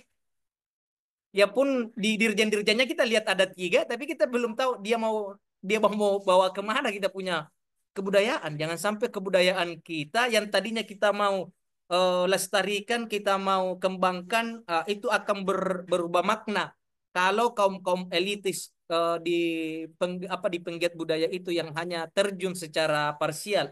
Kita tidak coba menggabungkannya dalam sebuah wadah yang kayak misalnya Jalinan Budaya Nusantara ini yang ya boleh jadi 5 tahun terakhir ini Pak Ketua kita ini belum dilirik sebenarnya. Diliriknya entahkah karena kita ini belum menunjukkan taji, taring atau entah seperti apa. Kira-kira gambarannya eh, saya tidak tahu apakah kita perlu melakukan reaksi gaya kebudayaan yang primitifkah kemudian baru kita dilirik, atau ya gaya kebudayaan yang modern seperti apa sih yang diinginkan oleh pemerintah, bahwa penggiat budaya dan budaya-budaya lokal yang hidup tumbuh berkembang dan masih lestari hari ini di tiap wilayah-wilayah kita ini dilirik secara umum. Termasuk hari ini di Dana Indonesiana yang tahun 2024 saya lihat yang dulunya kita rasakan itu sifatnya begitu terbuka dan transparan, hari ini saya lihat eh, politisasinya sudah mulai kental, ya. Politisasinya mulai kental. Ruang-ruang teman-teman yang di daerah itu sedikit sekali porsinya yang diberikan. Nah, ini yang kemudian saya bahasakan tadi, bahwa lagi-lagi kebudayaan ini dianggap sebagai miliknya kaum kaum elitis itu, yang hanya orang yang dekat dengan ketiak pemerintah yang kemudian difasilitasi atau diwadahi. Itu sih kalau saya Pak Ketua sekelumit perjalanan gerakan atau penggiat budaya yang saya lihat, saya amati secara kompleks, secara luas, ataupun di daerah kami kurun waktu 2024 ini. Dan semoga pesimisme itu kami atau kita semua berubah di 2025 ini menjadi sebuah optimisme untuk pemajuan kebudayaan. Itu Pak Ketua. Amin. Terima kasih Pak Waketum ya atas pemikirannya. Eh, Tidak terasa ya waktu sudah hampir setengah, hampir jam 6. Eh, Sudah setengah 6 kalau di waktu Indonesia Tengah ya. Kalau di sana masih jam 5 ya, kalau daerah bagian barat, daerahnya Pak Rudolf atau daerahnya Pak Varian. Kalau sini sudah sore gitu. Tapi kita masih punya kesempatan untuk Pak, ini ada Pak Puji Utomo dari Kukar mungkin ingin menyampaikan Pak, ada dengan pemikiran-pemikiran tentang kebudayaan yang ingin disampaikan kepada teman-teman yang ada di. Tadi ada Mas Kalamantana mungkin sudah keluar ya, masih kayaknya. Silakan teman-teman lain ada yang ingin disampaikan yang pesannya. Intinya pada kegiatan kita kali ini adalah sekali lagi dalam rangka untuk memperingati 5 tahun berdiri Jalinan Budaya Nusantara. Kemudian yang kedua, kita mencermati perjalanan daripada Undang-Undang Pemajuan Kebudayaan selama 7 tahun ini bagaimana, dan memang banyak juga hasil yang telah ditunjukkan, tetapi tentu saja banyak juga yang belum bisa terlaksana. Salah satunya adalah tentang data kebudayaan daerah. Ini banyak yang masih belum bisa dihimpun ya. Uh, ini berdasarkan pengalaman kami yang turun ke desa-desa sebagai pelaku budaya yang langsung terjun ke lapangan seperti itu. Jadi mestinya itu jemput bola, bukan artinya menunggu ya seperti itu. Kebanyakan dari pemerintah kita sekarang banyak menunggu. Tapi kalau ada laporan baru ini masuk data. Tapi seharusnya mereka turun langsung ke lapangan untuk melakukan pendataan seperti itu. Tugas kita di JBN adalah salah satunya untuk melakukan pendataan tersebut. Silakan, ada yang ingin disampaikan lagi? Barangkali ini untuk terakhir ya, penutup sebelum kita sudahi acara kita. Yang pertama dari Pak Suparyanto, closing statement-nya Pak, gimana Pak? Atau harapan-harapan yang bisa disampaikan untuk jalinan budaya ke depan, bagaimana?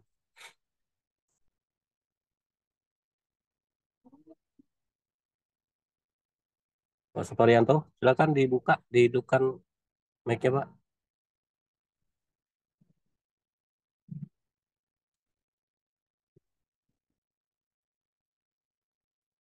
Oh, yang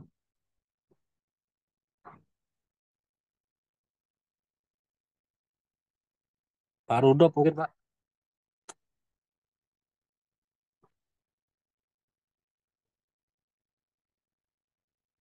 Silakan Pak, sampaikan. Saya rasa untuk menutup acara ini, jadi sekali lagi itulah kita mari mulai menyadari bahwa pemerintah itu hanya fasilitator lah. Jadi katakanlah nggak tahu tentang segala macam itu. Jadi lebih baik kita yang menyodorkan inilah ini. Tergantung nanti kalau dia memang punya visi misi yang kira-kira oh iya ini bagus nih kita naik ya. Itulah kalau yang apa kita cara lain. Karena memang tidak mudah juga ya apa mencari karena birokrasi punya apa ya itu aduh syaratnya juga banyak banget untuk menjadi ini juga banyak banget. Nanti kalau dirjennya diambil dari luar nah yang ditunjuk ini kan mestinya orang dari dah jadi banyak hal intrik-intrik yang menyuruh kita mengharapkan sesuatu yang saya itu menggambarkan pengen saya itu semua birokrat itu masih muda-muda gitu loh Pak. Itu pasti pemikirannya orang muda itu kan iya ini aja lah soal baik atau tidaknya misalnya kita lihat Nadiem Makarim itu berani membuat sebuah tapi walaupun banyak yang nggak suka juga tapi ya memang memang tidak mudah untuk membuat perubahan-perubahan segala macam apalagi di yang tim adalah pendidikan memang sistemnya yang tidak bagus lagi ya harus dirubah tapi ya siapa sih yang bisa merubah. Nah, itu yang jadi pertanyaan yang nggak akan pernah selesai juga.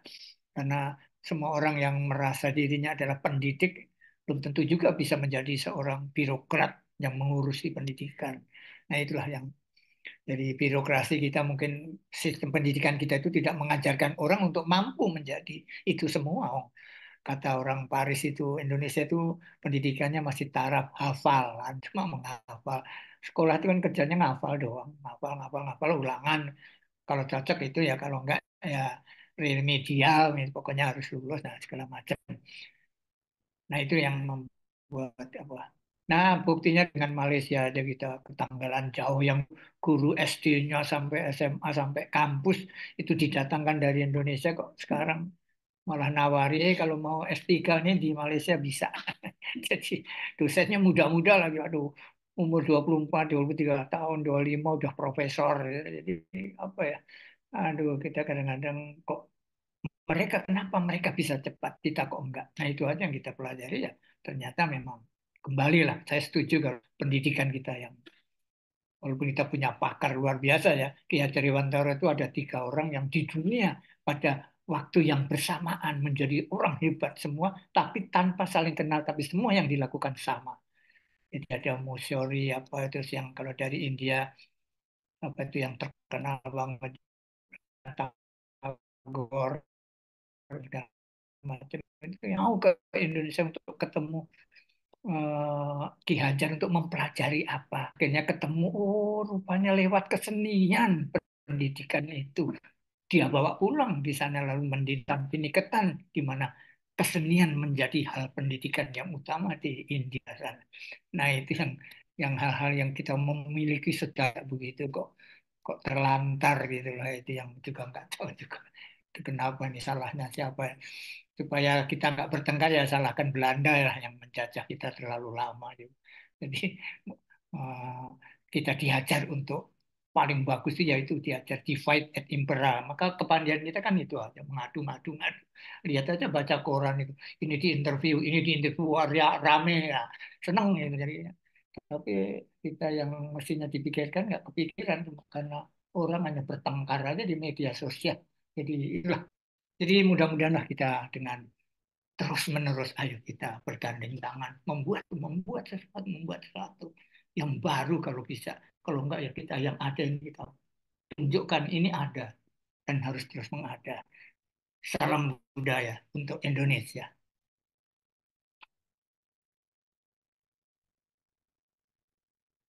Ya, oh ya. Itu ya, terima kasih Pak Rudi. Ya pesannya ternyata pendidikan kita tuh arah pendidikannya masih sebatas hafalan Pak. Oke, eh selanjutnya Pak Asrul Pak. Silakan Pak. Dan Pak Pepen mungkin. Hidupkan ini Pak. Apa namanya mikrofonnya biar kelihatan wajah ganteng ya Pak Pepen. Yang satu. Nah, ini kan ada dua pakai nih. Nah, yang satunya diduga. Hmm. Nah, itu kelihatan sudah. Jenggotnya kelihatan. Hmm. Nggak kalah sama Pak Rudi. Oh, udah. Itu yang namanya Ya, patriot, Pak Rudi. kita masih geli ya gitu loh. Jadi kalau saya melihat itu ya memang seperti Pak tadi itu disampaikan, ya memang kita harus tetap bergerak. Jadi kalau saya ngelihatnya ya kenapa sih kita banyak serangan asing. Padahal awalnya itu serangan itu dari budaya kita. Jadi kalau di Kutai ini saya mengenal bagaimana konsep betulungan, bagaimana konsep ilmu mengenal diri. Jadi apa yang kita buat berarti jadi seorang budayawan di Kutai itu dulu mengatakan dirimu adalah diriku, hatimu adalah hatiku. Jadi saya coba menerjemahkan dan coba belajar memahami. Jadi pada saat kita berbuat untuk orang lain atau membantu orang lain, sesungguhnya untuk diri kita. Jadi itulah yang menjadikan kekuatan dasar dari RBK ini kami dengan Pak Iyun, walaupun hempasan, jegalan, ya kami tetap bergerak bagaimana gitu kan. Intinya adalah pasti yang paling paling utama adalah sila pertama, kita masih punya Tuhan kan gitu kan, itu yang paling utama. Jadi ya arti kata jangan kita tergantung dengan manusia gitu kan. Kalau kita tergantung manusia ya pastinya akan ada kekecewaan, tetapi yang pasti kita tergantung dengan Tuhan. Tapi nggak mungkin juga Tuhan langsung gedubrat, pasti lewat sesama. Ya dengan acara seperti ini kan berarti ada silaturahmi. Pada saat nanti ada komunikasi, oh saya kekurangan ini, mungkin teman-teman bisa support. Kebetulan misalnya kayak kemarin kami di Jogja, pas ada kegiatan uh, terjadi hubungan silaturahmi itu, akhirnya apa? Kami dapat support. Misalnya pas kami nggak memungkinkan nih alat permainan atau alat-alat untuk event pendukung itu misalnya kami bawa dari Kalimantan. Ternyata dengan teman-teman ada di misalnya di Jogja, kami tinggal kontak-kontak apa Pak Yun yang kami bisa bantu, punya alat ini nggak? Alhamdulillah. Jadi kami nggak mesti harus bawa dari Kalimantan gitu kan gitu. Nah misalnya kayak di Taman Mini kemarin juga kan ada kegiatan sama. Jadi insya Allah mudah-mudahan jadi selama saya bergerak di Rumah Budaya Kutai ini Pak, alhamdulillah dengan ya tadi apa yang diajarkan menjadi dasar-dasar budaya kita ya orang Timur, arti budaya gotong royong.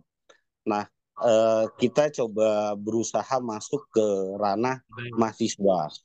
Jadi kita sekarang ini banyak data kekurangan database. Jadi kalau saya melihat itu banyak yang pemerintah sampai detik ini itu banyak yang data yang tidak valid secara di bawahnya, Pak. Nah, kami coba minta bantuan terutama mahasiswa Unikarta.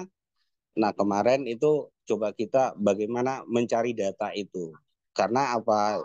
Saya bukan pesimis dengan pemerintah. Kadang-kadang pemerintah ini, Pak, ada beberapa oknum masalahnya. Yang kalau kami misalnya sempat saya ngobrol dengan teman-teman penggerak desa. Jadi apa sih Bupati bikin gerakan apa istilahnya penggerak desa? Saya tanya, maksudnya Bupati seperti ini, tapi implementasi di bawahnya enggak gitu loh kan. Akhirnya data itu enggak nyambung. Jadi ada beberapa ya saya bilang tadi kalau pemerintah juga enggak bisa kita salahkan. Nah, akhirnya kami coba bantu pemerintah dengan cara apa? Ya coba kita mengedukasi teman-teman untuk mencari data-data itu, Pak. Nah, kami coba bergerak dengan komponen yang ada di masyarakat yang sampai ke bawah itu adalah Karang Taruna. Nah, coba kami dorong itu dan bagaimana belajar maka kita didik, kita coba pelan-pelan kita data dulu, terus setelah itu kita baru bagaimana bicara potensi. Ya alhamdulillah kayak kemarin kami ngobrol dengan Lebak Cilong yang bilang Pak Sopyan tadi itu apa kesenian itu lama sekali Pak, dan baru kami di tahun 2024 ini kami temukan naskah. Kami dulu cuma dapat naskah tapi pegalarannya kayak seperti apa kami nggak tahu. Nah akhirnya juga alhamdulillah di 2024 kami bisa temukan itu di Desa Jembayan di tempatnya Pak Sopyan. Nah terus yang ketiga ini apa yang kita rencananya itu step by step memang kita juga mulai mengajarkan ke tingkat SMA untuk belajar mereka tampil di depan. Jadi kalau kami lewatnya bagaimana? Jadi biasanya permainan. Permainan itu kami berangkat misalnya ke satu titik atau ke sekolah, kami hanya 2 orang. Tapi yang di situ kami ajarkan, kami gelar semua. Nah terus misalnya setelah kami lirik yang bisa, ayo kita dorong mereka untuk belajar berbagi dengan temannya. Jadi kami kadang-kadang ya kalau kita bicara finansial ataupun pendanaan, kami nggak sanggup. Karena kalau misalnya kami berangkat ke kayak di Kutai Kartanegara ini sangat panjang, Pak. Jadi perjalanan sampai kadang-kadang ada yang 7 jam, ada yang 6 jam.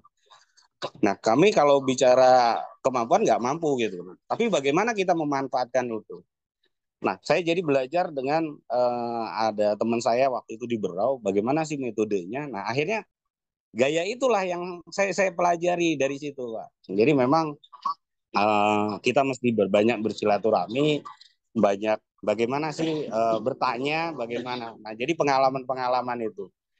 Nah yang waktu itu saya melihat juga ada satu titik poin yang utama Pak. Jadi saya kebetulan di Berau itu waktu itu di Berau itu sangat luar biasa Pak kesukuannya itu. Jadi sudah terkotak-kotakan bicara kesukuan.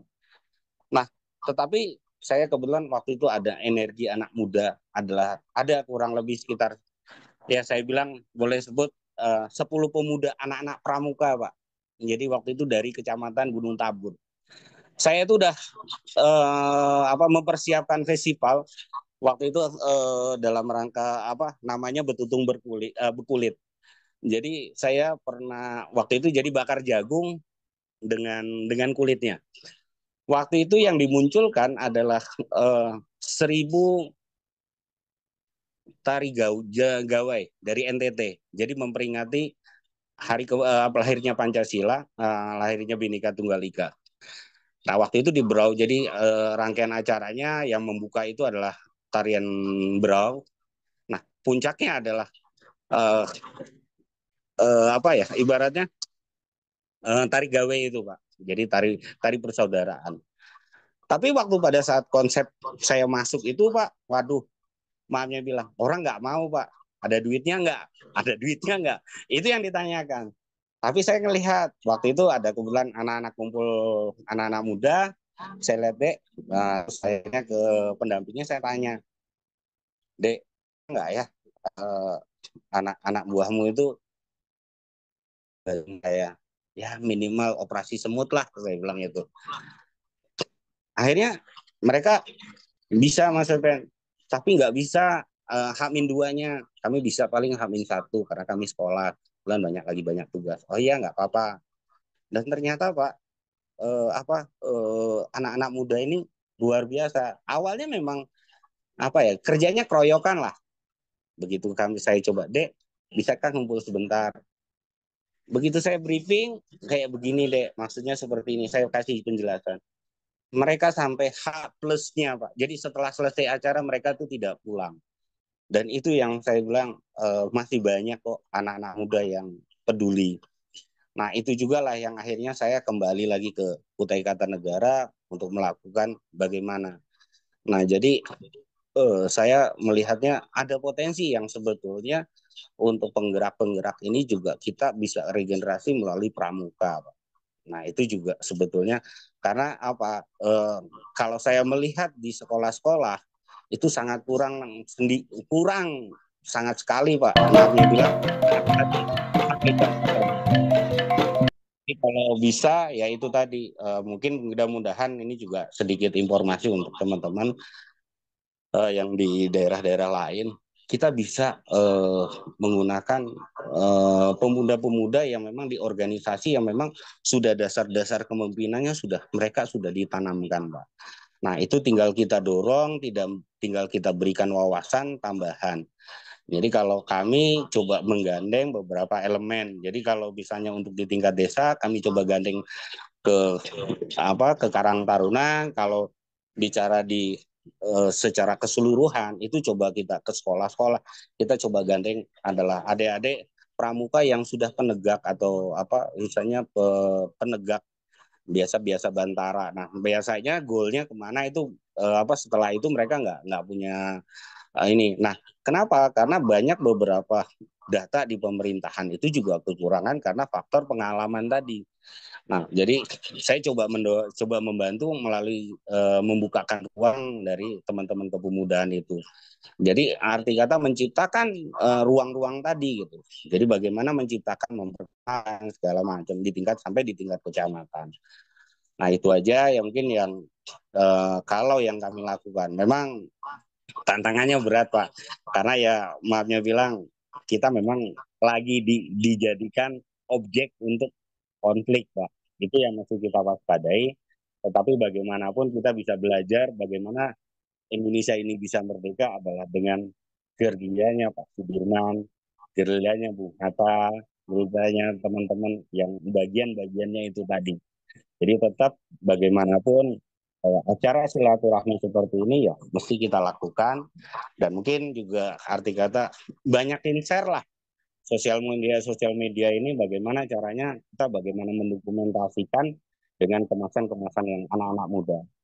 Dan saya lihat kemarin terakhir rasanya saya pernah lihat video yang di Jakarta ya Pak ya, kalau nggak salah permainan tradisional sudah masuk mall di Senayan. Nah, itu kan salah satu masuk gitu kan. Jadi metode cara di situ akhirnya juga akhirnya ada bekesahan, kalau bahasa orang kota itu ada bekesa. Jadi berceritaan gitu loh. Nah, mungkin teman-teman penggerak juga bisa lah masuk istilahnya ngandu asor ya. Jadi kita ke bawah. Jadi di mana sih tempat-tempat biasa anak kumpul? Ya kita taruh mainan. Nah, akhirnya mereka ceritaan, terus kita ngingatkan gitu. Karena itulah metode-metode yang kami lakukan. Jadi dengan cara gerilya itulah mudah-mudahan ya kami tidak saya melihat dari 2024 ini mulai sudah ada beberapa teman-teman, kadang-kadang anak-anak muda tuh datang ke rumah, jadi diskusi Pak, bisa bantuin nggak? Alhamdulillah, dengan itulah cara kami terbuka untuk berdebat. Saya kira itu Pak, dan ini menjadikan pengalaman untuk teman-teman yang lain juga. Terima kasih. Terima kasih Bang Usman. Nah, terus selanjutnya siapa lagi nih? Tekan Pak Rokman. Pak Sofyan, saya izin ya. Ada Oke ya, undangan. Ada silakan Pak undangan. Haryanto. Ada undangan tetangga itu. Oke ya, silakan. Ya, Bagian Pak. terima kasih Terakhir ya. Pak. Nun. Ya.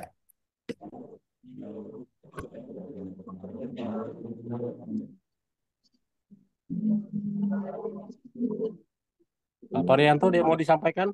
Silakan Pak. Pak, izin. Oh, langsung undangan. Nah, Pak Yuyun, silakan Pak. Ya, cukup boleh gimana? Oh, cukup ya. Nah, Pak Jalil.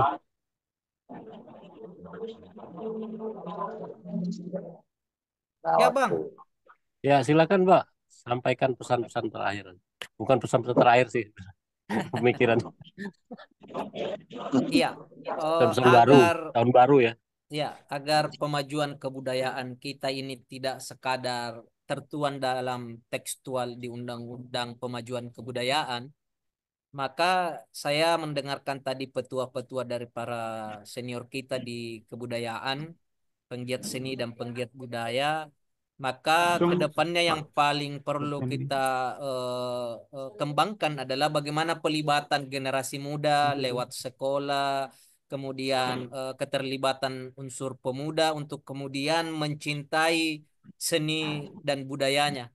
Karena kita khawatirnya gempuran budaya asing lewat K-pop, lewat Korea, lewat drakor dan budaya-budaya Barat ini kemudian menggerus eh, apa ini budaya-budaya lokal kita. Sehingga kita berharap dengan adanya Kementerian Kebudayaan, kemajuan kebudayaan itu betul-betul terintegrasi eh, dalam cakupan di dunia pendidikan.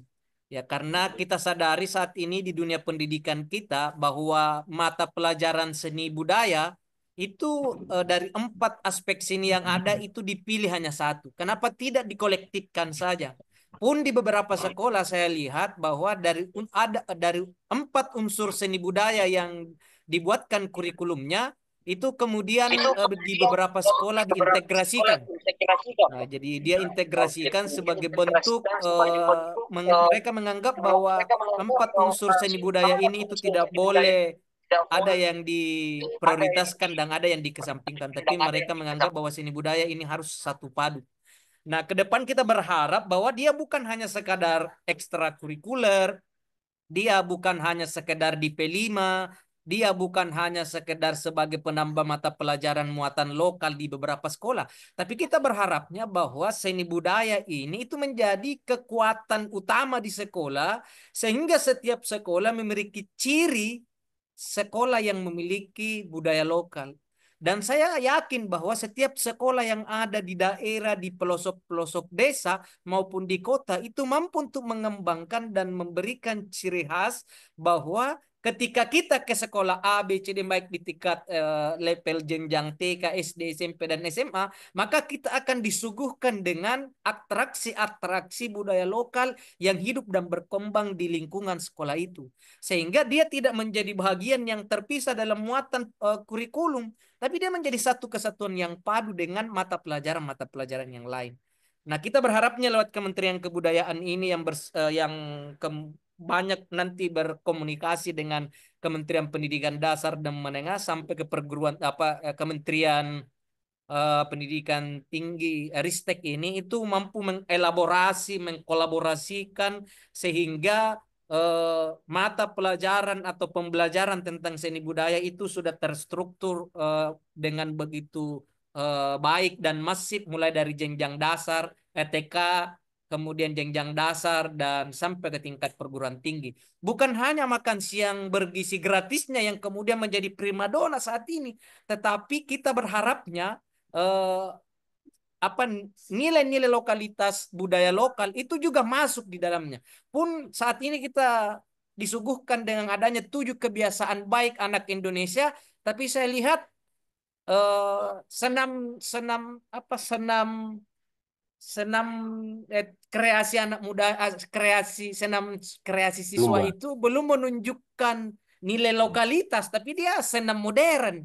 Harusnya masuk nilai-nilai lokalitas di situ. Nah, kita sih berharapnya apa yang diupayakan pemerintah tetap kita harus dukung di di sisi lain, tapi di sisi lain juga kita juga tetap harus memberikan kritik atas setiap kebijakan yang ada sehingga pemerintah tidak plet-plet saja melakukan program tanpa ada evaluasi dari kita ini sebagai masyarakat Indonesia yang menyumbangkan pajak untuk mereka membuat program. Saya pikir itu Pak Ketua. Terima kasih Pak Abdul Jalil. Insya Allah pesan-pesannya nanti bisa tersampaikan Pak. Kita nanti kita upload di YouTube ya, channel YouTube. Siaran langsung gitu. Baik, Pak Rokman masih ada Pak? Pak Rokman, silakan terakhir Pak. Untuk kesempatan Pak Rokman yang menyampaikan pesan-pesannya, baik buat JBN maupun buat pemerintah.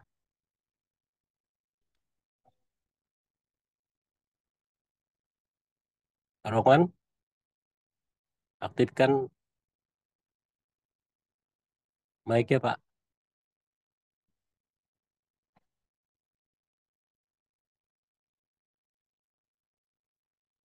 Halo Pak Rokman.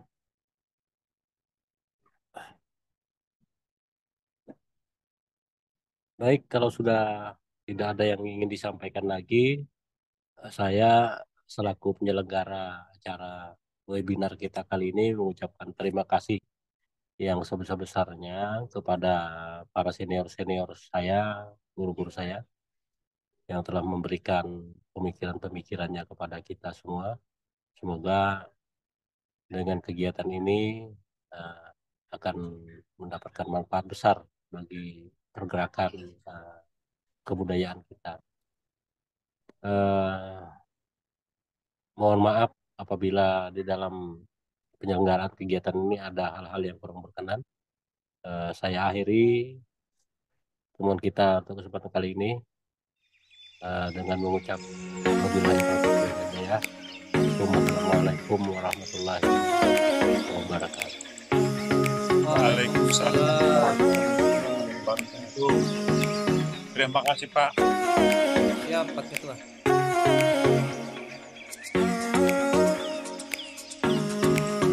Nah, kapan-kapan kita sambung lagi. Sampai jumpa semuanya. Sampai jumpa. Up.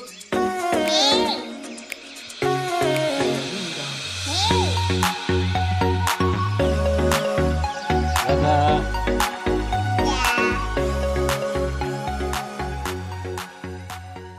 Dadah.